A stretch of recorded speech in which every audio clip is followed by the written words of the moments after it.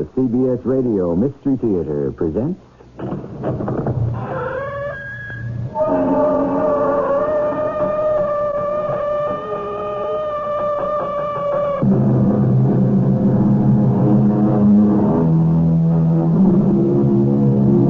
Come in. Welcome. I'm E.G. Marshall, your host in this haven of horrors, where we tease your imagination with tales of things that can't possibly happen in real life. But then again, maybe they can. Who knows, but at this very moment, someone, somewhere, might be flipping a coin to decide an argument, to settle a debt, or any of the hundreds of things flipping a coin can settle. In the story about to unfold, a coin becomes a matter of life and death. What's that? A coin? At your feet, West? Captain, it's not what you think, sir. The coin fell out of your pocket. The coin Fowler won from you last night, before he was murdered. It's the coin, Captain, but I didn't kill him for it. You're confined to quarters, West. The minute we reach Port New York, I'm turning you over to the authorities on a charge of murder.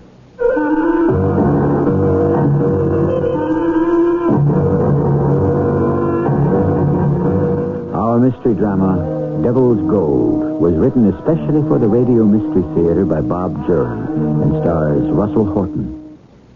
I'll be back shortly with Act One.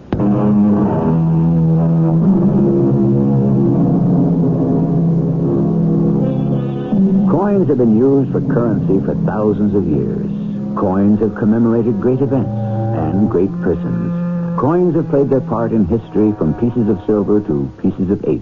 And yet never has there been a coin quite like the one that turns up in our story. A story that begins in a New York City jail. Rusty, I'm Frank Barth. Oh, yeah, you're the lawyer the court appointed for me. That's right. I didn't kill that guy, Mr. Barth. Well, that's what the prosecution has to prove. The burden's on him. But the evidence against you... The only evidence was that gold coin. There weren't any witnesses. There rarely are to murder. Guy Fowler was my shipmate, a buddy. I wouldn't kill him over a lousy coin, especially not that coin. I knew I'd get it back. That's apparently what you said in front of witnesses at the card game. And it was in your possession after the man was murdered. I've got to know everything before we can plan a defense. And believe me, it's got to be true. It's all true. I swear it. Go ahead, then. I'm a merchant seaman, you know, and this thing started 2 months ago. We were in the Mediterranean heading for Derna. That's in Libya. We were pulling in at night, and the lights on the shore were sparkling. The air was warm. Guy Fowler, the guy who was killed, was on the deck with me. We were both looking forward to a couple of days' leave. Well, it'd be good to get off this tub for a while. I ain't been on a leaky peat like this in 40 years. Doesn't bother me. It's your first haul. You don't expect any better. Wait till you've been shipping for 20 years. What's this port like? You been here before? Yeah, once. Not bad. Oh, watch out for the shopkeepers, though. They'll steal your blind. Well, I don't have enough money left to steal. I lost most of it last night. Yeah, I know. You're dumb to try to beat these goons at poker. You're too green. I gotta learn all the ropes. Well, I wanted to get my girlfriend something, you know, a souvenir. I heard the guys talking about some store in this port that's supposed to be so great. Yeah. The Devil's Boutique, they call it. No, that ain't its real name. They just call it that because it's so hard to find. Never seems to be in the same place twice, you know. Some guys claim it don't exist at all. But it's probably because they never found it. Well, have you? No. I ain't got no one to buy anything for. Well, does anyone know what street it's on? In Derna? Street names? Nothing but alleyways except for a few blocks that they call downtown. But they say you recognize it because it's lighted only with candles. Well, maybe I can find something for Kim there. Sure you can. If you find the shop. We tied up in port, and the next day I took off alone and wandered around the town. It was a thrill to be in a foreign port for the first time. Narrow alleys, street vendors all over the place, the sun blinding bright. It was about noon when I first saw it. Off to the right was a little lane that seemed to wind around in back of the low buildings. It was completely deserted. I took a few steps down the rough cobblestone alley. It was dim, a place where the sun couldn't get to. There wasn't a sound. The bustle behind me seemed to have vanished. I walked slowly along the twisting alleyway. Well, there were a few shops, but they were all closed. I don't know why I kept walking, but something seemed to draw me along. And then the alley turned, and there it was. A small shop, brightly lighted with candles. In the window were clothes, leather things, beads, spices. There was no name on the door, but I knew I'd found the Devil's Boutique. Good afternoon. You are American, so I speak English. Welcome, buddy. Thanks. You are looking for something particular, eh? Something for a girl in New York. Yes. Jewelry, perhaps. Or something less intimate. A scarf. Look around. Relax and take your time. My shop is at your service. Yeah, okay, thanks. I'll just look around. The place was fantastic. I don't know anything about jewels or clothes or that stuff, but what I was seeing in this shop was dazzling. I picked out a silver locket for Kim, and it was then I noticed a scruffy-looking guy handling everything on one of the small tables. Suddenly, he slipped a gold candlestick underneath the robe he was wearing. He looked around and then headed for the door. Hey, you! What is the trouble, sir? That guy leaving, he took a candlestick on that table over there. He's stealing it. I'll get him. No, wait. It is all right. Oh, you gonna let him get away with that? He is not getting away with anything.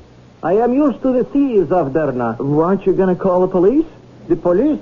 Oh, I have my own way of dealing with these thieves and getting my merchandise back. How are you going to get it back? You know that guy? No, but it doesn't matter. The candlestick will be returned to me. Well, you know this place better than I do. I'm going to take this silver locket. How much? $20 American. Oh, fair enough. It is a lovely piece of work. Here you are, 10, 15, 20. Thank you. And now, I'd like to show my appreciation for your spotting the thief.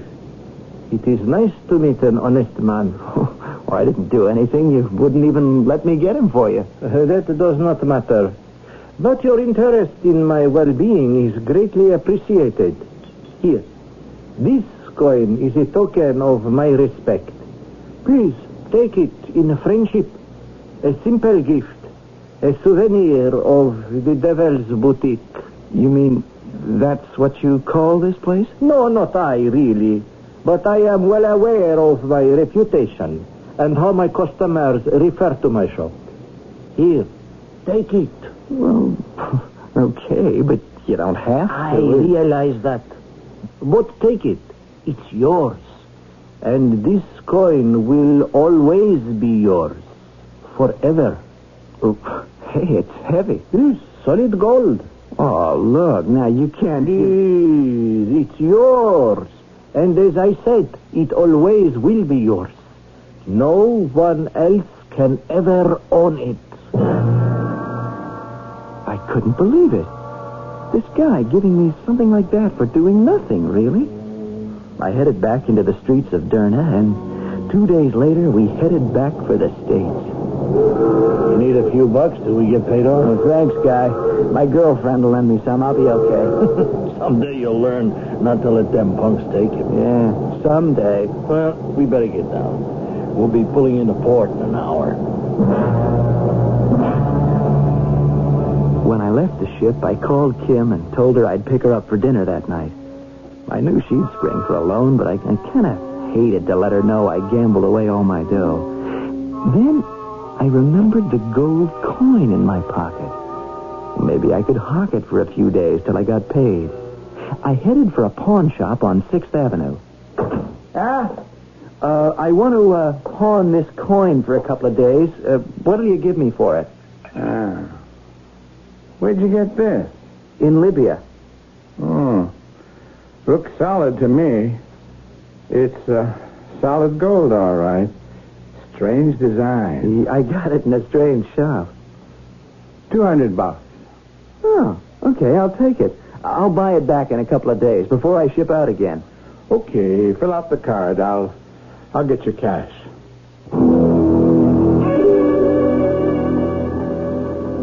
Want some dessert, honey? Not on your life. I'm watching my figure. So am I. Looks pretty good from where I sit. It's good to have you back. I missed you. I thought of you every minute. I'll bet. Here. This'll prove it. I was saving it for after dinner. For me? Of course, for you. Who else? I love surprises. I bought it in a funny little store in some place called Derna. I gotta tell you about that. Oh, Rusty. It's fantastic. I kind of thought you'd like it. It's got to be one of a kind.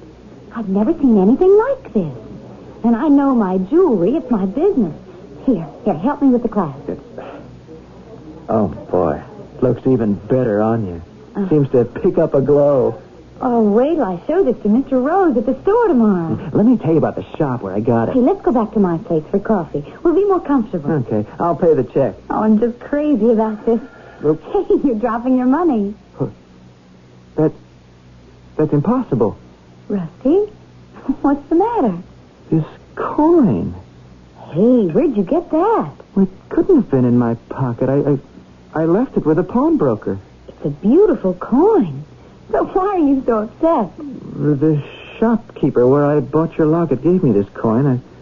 I spotted a shoplifter. He gave me this as a reward, but I pawned this afternoon. I got $200. Now, how can I have it in my pocket? You probably forgot to leave it with the pawnbroker. He wouldn't hand over the money without the coin. I don't see how else it could have happened. What are you going to do? Well, I'll go back there tomorrow and give it to him. I got the money, but he didn't get the coin. Yeah? Oh, back for it already? I got an apology to make. I forgot to leave the coin with you. What? Well, you gave me $200 for a gold coin yesterday, but last night I found it in my pocket. Here. I don't get it. That's the coin. At least I think I did. You're sure? Wait a second. It should be in a brown envelope here on the top shelf. Well, it ain't. You got the coin, okay, but I'll be darned if I know how that happened. Well, here it is. It's yours till payday.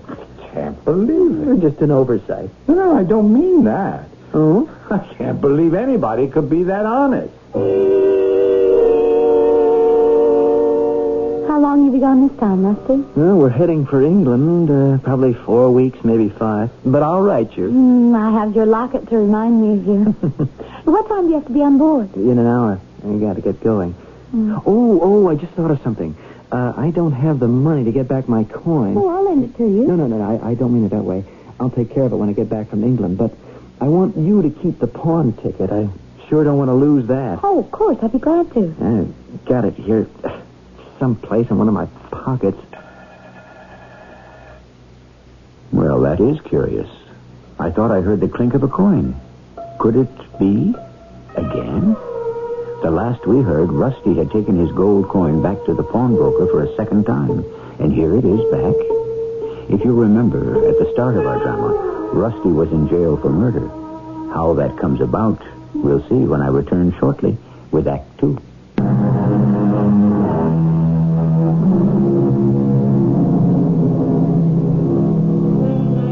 You've heard about people who keep turning up when they're not wanted, referred to as a bad penny. Well, it seems that Rusty West's valuable gold coin, far from being a bad penny, nevertheless is bound and determined to keep turning up. When we left Rusty, he was just an hour away from his next voyage, and in his girlfriend's apartment, they were both surprised by... Rusty, look. I'm looking. I don't believe it. Are you playing games with me? No, Kim, I'm not. You had that coin in your pocket all the time. You're just trying to play some silly joke. I swear to you, the last time I saw that coin was in the pawnbroker's safe. I saw him put it there. Well, here, take it. You look like you don't want to touch it. I still think you're pulling my leg. Rusty? Rusty, what's the matter? It's yours. As I said, it will always be yours. No one else can ever own it. Kim, the shopkeeper in Derna who gave it to me, he said it would always be mine. No one else could ever own it. I didn't think anything of it at the time. You are serious. I am, believe me. I don't know how or why or what kind of magic this is, but somehow that coin keeps coming back to me. I can't lose it. Rusty, that gives me the creeps. Stop it. I am not kidding. You really mean it? I want to make one more test to be sure. What do you mean, test? I want to leave the coin with you. Hide it, lock it up somewhere, and let's see what happens. I don't know, Rusty. It can't hurt you. I can't explain it, but nothing is going to happen to you. Well, all right. I'll put it in a safe deposit box at the bank. I don't want the thing around here. Okay. Hold on to the pawn ticket and put the coin in the bank. And whatever you do, Kim, don't tell anyone about it. Anyone. I made it to my ship in time, and we sailed with the night tide. All I could think about was that strange coin. It had come back to me. There was just no way I could make a mistake with a pawnbroker a second time. And every minute of every day, I wondered when and where it would come back again. The trip to England was smooth. We put in at Liverpool on a Friday morning, and that night, Guy and I went out for a couple of beers. You really serious about making this see your life, kid? Well, maybe not for life. A couple of years, though. Pay's good, and I got no plans to settle down yet. What about that gal back in the Big Apple? Kim's just a good friend. Hey, what do you say we get out of here and scare up some excitement? Huh? Oh, sure. Oh, I'll take care of the tab. I owe you a couple anyway. Okay, kid. Hey, you dropped something. Yeah, it fell out of my pocket when I reached for my dough. Hey, this is some coin. Feels like solid gold. Yeah, it is. Good luck piece? Sort of. Must be worth plenty. You know, you ought to wear it around your neck or something. The way you carry it around, you're going to lose it for sure. So there it was. Again. Guy didn't notice how surprised and nervous I was. But I had to call Kim right away. I told Guy I was going to the men's room. I found a pay phone at the back of the pub and put in a collect call to Kim. Rusty, I knew you'd be calling. Kim, it's back. It just fell at my feet minutes ago. I knew it was going to. You knew? It was gone from the safe deposit box today. I drove the bank people crazy. I checked it every morning. Sometimes I'd go on my lunch hour, too. And today it was gone. Well, it's in my pocket right now. Oh, Rusty, I'm scared of that thing. Get rid of it, please. How can I? I didn't question it anymore. I just accepted the fact that I had a gold coin that would somehow come back to me no matter what I did with it, no matter where I was. After all, Kim had locked it up in a safe deposit box in New York and had reached me in England. I began to realize how I could make some money with it. We were due to sail the following night back to New York. The next morning, I slipped ashore. I bought a newspaper and looked up a coin dealer. I found one in the West End. He was impressed. He paid me $500 for it, American cash. I went back to the ship knowing that before I got back to New York, the coin would be at my feet. It was my goose laying the golden egg. The trip back to New York was as uneventful as the trip over. Nothing to relieve the monotony, but... Okay, guys, 5 card draw this hand. Count me in. Okay. First card down. Come on, any up. $1. I'm in. Next card up, an ace, deuce, jack of diamonds, 10 hearts, ace bets. Yeah, $10. 10 to stay. I'll call. Another ace, 5, deuce, and the queen. Pair of aces bet. 20. I'm out. Just when it looked like I had a chance of taking a pot, they all folded. Except Guy. He was looking straight at me. He had a 10 and queen of hearts showing. Not much to bet on. I saw my chance at a killing fading fast. I'll buy another card. 10. 9 hearts. Up. Pair still bets. 20. Raise 20. I'm in. Last card. Another ace. And king of hearts. Well, 3 aces bets. What do you say, kid? 4 aces. I couldn't believe it. This was my pot for sure. Guy had a possible flush with 4 hearts showing, but I knew this one was mine. I only had $50 left, but I couldn't lose.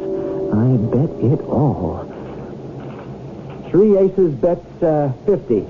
Well, the kid's playing for high stakes. You gonna see me? Sure. Raise your 50. Raise? Raise 50? I'm out of dough. You sure are, kid. Unless you can raise $50 to see me. Now, I might have a flush. I got 4 hearts shown. But then you'd win. But if that whole card happens to be a jack, well, hey, maybe I'm bluffing, huh? You'll never find out unless you can call. What do you say, kid? I'll call you. Here. You gonna bet that coin? But it's pure gold. I mean, you told me it's worth hundreds of bucks. I'm seeing you. Now, look, kid, I don't want you... I am in. Let's see what you got. Okay, kid. Read 'em and weep. Straight flush. 9, 10, jack in the hole, queen, and the king. I got 4 aces. Nothing else would beat you, kid. But 4 aces? This was my pot. Hey, look, I'm sorry, kid, but them's the lumps. I warned you about getting into these games. You wanted to learn the ropes, so you just had your first lesson. I bet it would have been different if someone else was dealing. What was that? I see it now. You set me up with 4 aces to beat me with a flush. Hey, hold on, kid. Are you accusing me of cheating? You just said that... I said nothing of the kind. Now, nobody calls Guy Fowler a cheater. Definitely no green, wet-eared... Now, that was the second lesson, kid. And don't expect your gold coin back now. I might have thought about letting you win it back, but not now. I'll get it back. I don't need a cheat card game to do it. I am going to get that coin back. You are asking for lesson 3, kid. Yeah? Well, here's one for... Come on, never telegraph a punch, kid. Hey, you guys, take him to his bunk, huh? I'm going to my cabin and count my dough. I woke up at 2 a.m. with something hammering in my head. The guy sure had laid one on me. It was dark, and I had a thirst like an elephant. I started for the head for a drink of water. As I passed Guy's cabin, I heard voices. Well, I wanted to avoid him for the rest of the night, so I got my drink and went back to my bunk. And the next morning, all hell broke loose. Guy was found in his cabin, dead. The captain took charge of the situation and put Guy's cabin out of bounds for the rest of the voyage. And then he started asking questions and learned about the poker game in Fracas. He called me to his cabin. The men say you and Fowler had a fight last night. Well, it wasn't a fight, sir. He decked me twice. You accused him of cheating. Why, I did, but... Then there's something about a coin. Are you accusing me of killing Guy, Captain? I can't accuse you right now. But you had a damn good motive. You threatened to get the coin back. I didn't threaten. I'm told you said something like you'd get it back without another cheap poker game. Now, Fowler's dead, and the coin is missing. I personally searched his body, his cabin, and his gear. It's missing? It's the motive for the killing. That and revenge. But I can't prove anything. Nor do I intend to. The authorities in New York will take care of it. Captain, last night I went for a drink of water. I passed Guy's cabin and I heard voices. Now, I don't know who it was, but somebody was there with him. Come on, Rusty. You expect me to buy that? Were there any witnesses to back up this story? Well, no, sir, I was alone. But I swear... I'm having you and your gear searched. But you probably got rid of the coin by now. I just don't buy anyone else having a reason to smash in Fowler's skull. Well, who else knew about the coin? Edwards and King were in on the game, sir. Above suspicion. They've been shipping with Fowler for years. Well, maybe he showed it to someone else, and then they killed him just for a lousy coin? No, Rusty. Now, why don't you give me the truth? Make it easy on all of us. Captain, I didn't kill him. I went back to my quarters, shaking like a leaf. Who had killed Guy? Captain was right about Edwards and King. They were buddies, no grudge, no envy. Someone had seen the coin and tried to get it.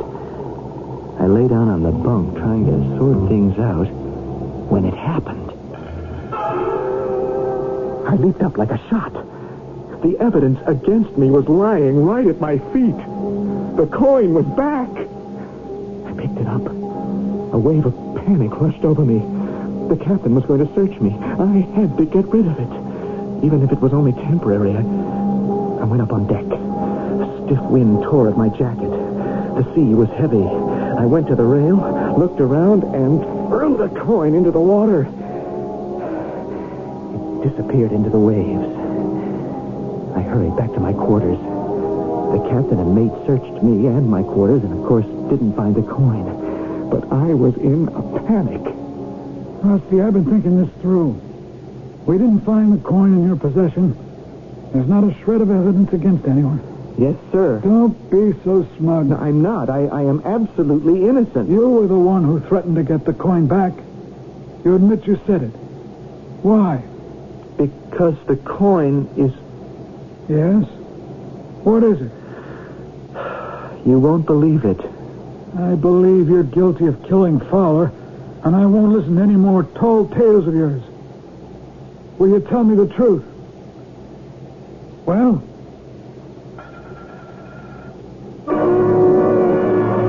Here we go again. But this time, Rusty isn't so happy to see the coin return. Indeed, it did come back at the most inappropriate time. It seems that the goose that was to lay the golden egg is liable to cook Rusty's goose, if I may be permitted an appropriate cliche. But we can hardly blame the poor coin. It's only doing what it has to do. We'll see what deeper trouble lies ahead for Rusty when I return shortly with Act 3.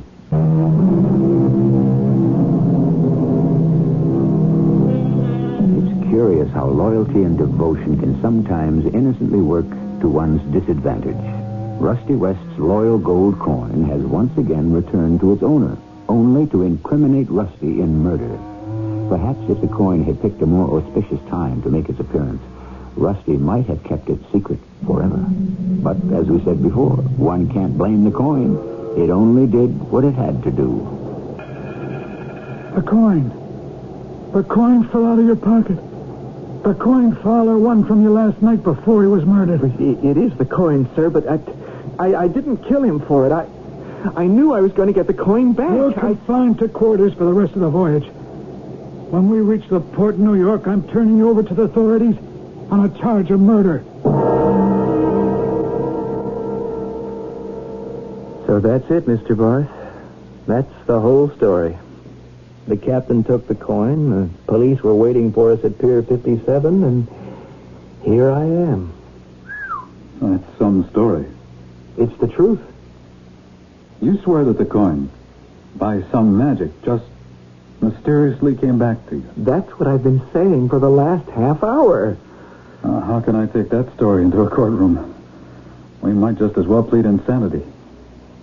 You believe it's liable to turn up any minute? Well, I never know when. If it hadn't shown up in front of the captain, I might not be here now. The coin's being held as evidence.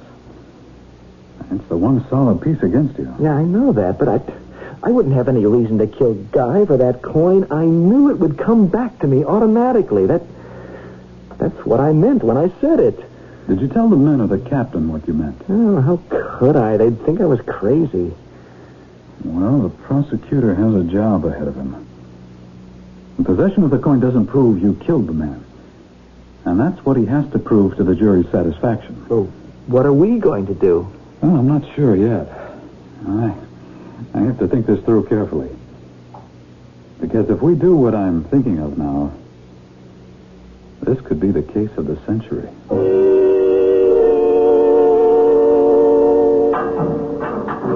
Rusty, honey, what are they doing to you? Kim, they said I had a visitor. I didn't think You didn't kill that man. You couldn't. Of course not, honey. Then why this? It was the coin. The man who was murdered wanted from me in a poker game. They thought I'd killed him. Well, you told them you didn't.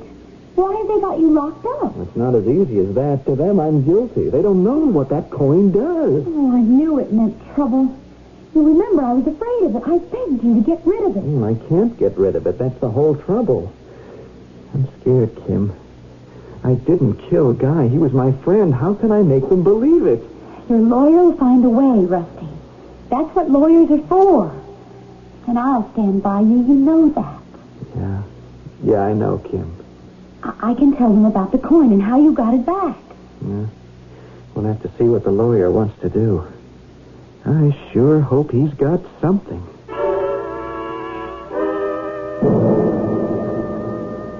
Rusty, I've made up my mind. I'm going to put you on the stand to tell your story, just as you told it to me. It's your only defense. You wouldn't kill anyone for the coin because you knew you'd get it back supernaturally. But that's what I've been saying. Is there any way we can count on the coin coming back now, while you're in jail? Because if you could produce the coin now, well, they'd have to believe your story. You sound as though you do believe me. I'm going into this trial believing you. I'm going in admitting that I believe in the magic of that coin. Now, do I have your absolute solemn word that all you've told me is true? Oh, you do. And even Kim will tell you about the safe deposit box. I plan to call her. I believe you. Now we've got to make them believe.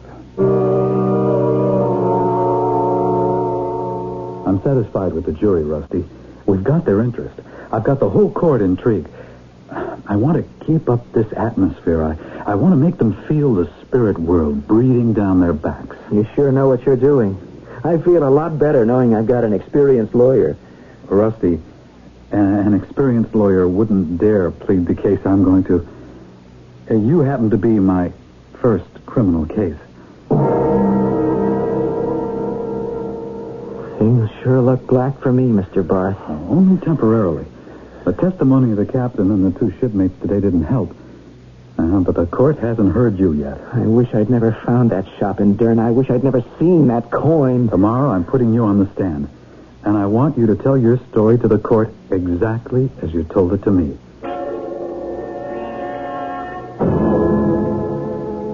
And now, Mr. West, will you tell the court in your own words what happened to you from the beginning? I'm a merchant seaman, and 2 months ago I had shore leave in a town called Derna in Libya. And then, right in front of the captain, the coin fell to my feet. So, the coin returned again of its own accord. Yes, sir. Now, I wouldn't have killed Guy for that coin. I wouldn't kill anyone, but I knew I'd get the coin back. That's why I said it, and that's the truth. I didn't kill him. And now, Miss Morgan, before he sailed for England, the defendant gave you the coin in question. Yes. And what did you do with it? I put it in a safe deposit box, just like Rusty told you, at National Bank on 41st Street. I checked it every day, sometimes twice. I drove the bank people crazy. And each time you inspected the safe deposit box, the coin was there. Until May 14th. And on May 14th? It was gone. The box was empty. And then? And that day, Rusty called me from Liverpool to say he had just gotten it back. And that's the truth.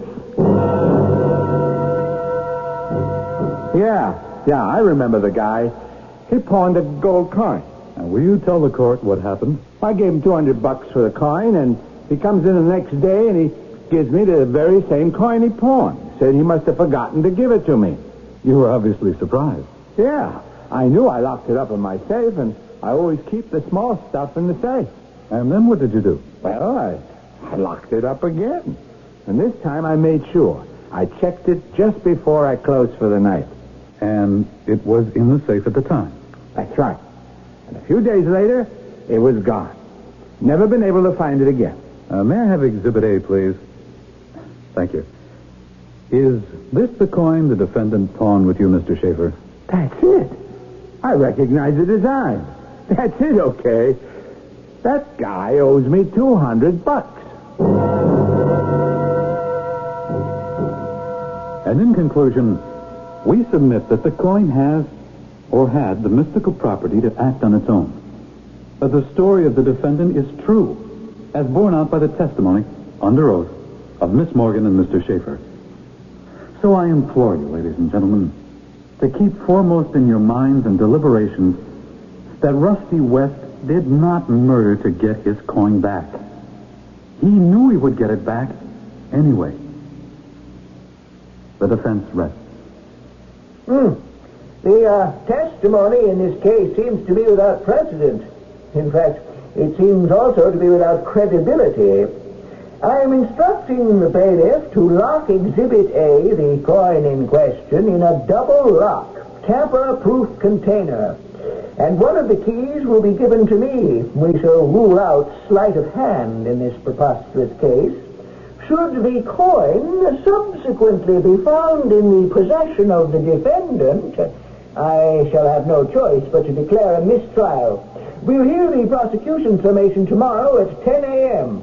Court stands adjourned. Oh, nobody's going to believe it. Well, don't give up, Rusty. I've got one more. Mr. Barth. What's the matter? That man going out the door. The black coat and mustache. He's the man in the shop, the one who gave me the coin. What? Catch him, please. Stop him. Oh, I'll try.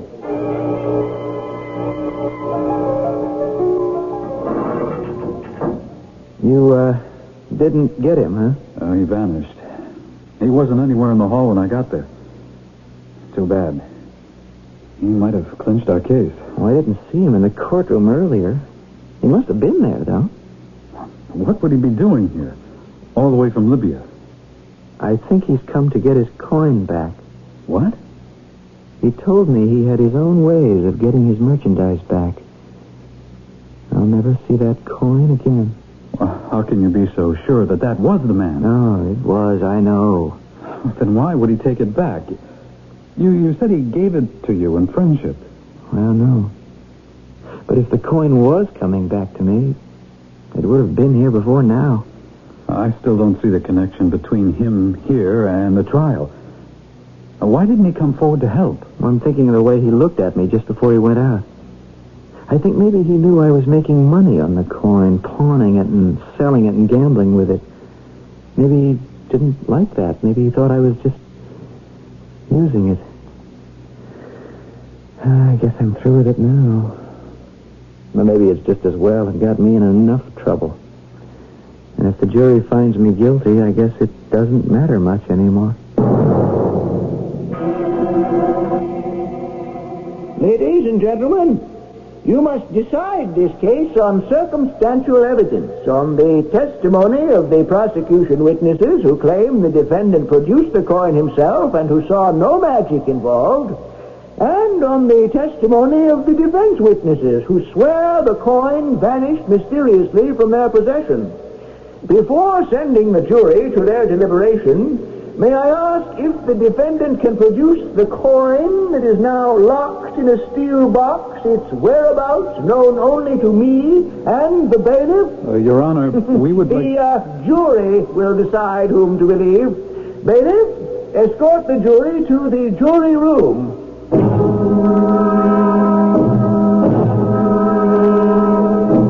I'm scared, Mr. Barth. Hang in, Rusty. We don't know what's... Uh-oh. The jury's coming back. It's only been 40 minutes. Well, what does that mean?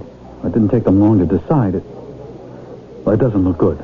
But I'm innocent. I'm not guilty. The defendant will rise and face the jury. Madam Foreman, have you reached a verdict? We have, Your Honor. How say you? We find the defendant. Well? Rusty's gold coin has made an auspicious appearance after all. Reporters are crowding in now.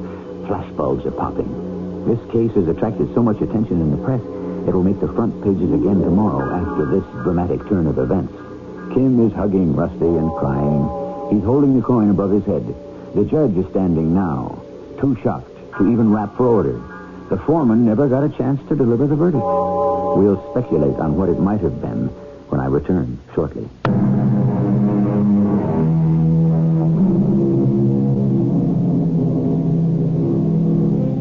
What do you think the jury's verdict was? We know Rusty wasn't guilty, but did the jury think so? We'll never know. The judge did as he said he would and declared a mistrial. The truth of Rusty's strange story was so graphically and dramatically substantiated, he eventually went free. And the case became such a cause célèbre that every now and then the cranks and the crackpots would successfully steal Rusty's coin for a souvenir. But, as always... Our cast included Russell Horton, Betsy Beard, Lloyd Batista, and Earl Hammond. The entire production was under the direction of Himan Brown. And now, a preview of our next tale. Who are you, anyway, huh? Well, I'm just Elmer Potts, like I told you. But I've been delegated, and that means you have to go. Delegated by whom? Well, directly only by my controller, but he acts on orders of the supervisor, the man himself. But that isn't the way it works. It's death that comes to take people away. Well, that's what I thought, too, before I made my crossing. But what you can see now, like I can see, that was only in olden times. There are too many people kicking off now for one person to handle the whole thing, so that's just like one of the dirty jobs you get handed when you're new over there. Jobs? Sure. Now, come on, we got to get a move on. I am not going with you. You got to go with me. You're dead. This is E.G. Marshall inviting you to return to our Mystery Theater for another adventure in the macabre. Until next time, pleasant dreams.